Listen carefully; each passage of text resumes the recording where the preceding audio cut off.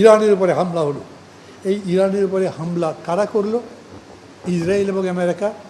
ভালো কাজ করেছে? করে নাই। আপনি সরকার বলেছেন এটা অন্যায় করা হয়েছে, তাদের উপরে বলেছেন? বলেন নাই। বিরোধী দল জামাত খুবই জ্ঞানীদের দল, সৎ মানুষের দল, আল্লাহর আইন কায়েম করতে চায়। আল্লাহর আইন যারা মানে তাদের উপরে বোমা মারা হচ্ছে উপর থেকে। খামেনির মতো মানুষকে বোমা মেরে হত্যা করা হলো। বলেছেন সেই কথা?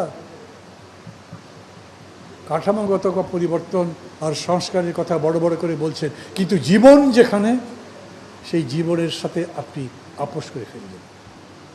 ওরা যখন আমার উপরে এইরকম একটা অসম চুক্তি চাপিয়ে দেয়, তখন তার উপরে কথা বলতে পারেন না, তখন সরকার কথা বলতে পারে না। তখন আপনি আপনার তেল দরকার, রাশিয়া আপনাকে তেল দিতে চায়, কম দামে দিতে চায়, তারপরেও আপনি তার থেকে তেল দিতে সাহস পান না। যদি আমেরিকা রাগ করে, আমেরিকার কাছে চিঠি লিখেছেন, তুমি পারমিশন দিয়ে আমি তেল নেব। আমেরিকা পারমিশন দিয়েছে, তারপরে তেল দিয়েছে। ঠিক নয়? জামাতকে একবারও সেই প্রশ্ন করেছেন, কেন এরকম করলেন, কেন তাদের কাছে মাথানাচা করলেন?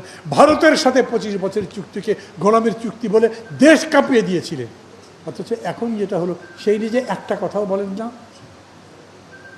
আমি আসলে কোনো সরকারি বিরোধিতা করার জন্য নয়, কোনো চুক্তি বিরোধিতা করার জন্য নয়, আমি বিশেষভাবে মার্কিন যুক্তরাষ্ট্রের বিরুদ্ধে আর ভারতের পক্ষে কিংবা বিপক্ষে এই রকম বিষয় নয়। নাগরিক ঐক্য সম্পূর্ণভাবেই,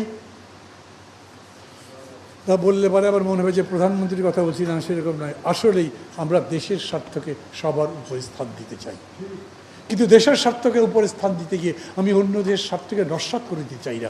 অতএব যখন পশ্চিমবঙ্গে ওরা যেতে আর তখন হঠাৎ করে বাহানা তৈরি করে আর ওদের লোককে এখানে পাঠিয়ে দিতে চায়, তখন সেটাই বিরোধিতা করি।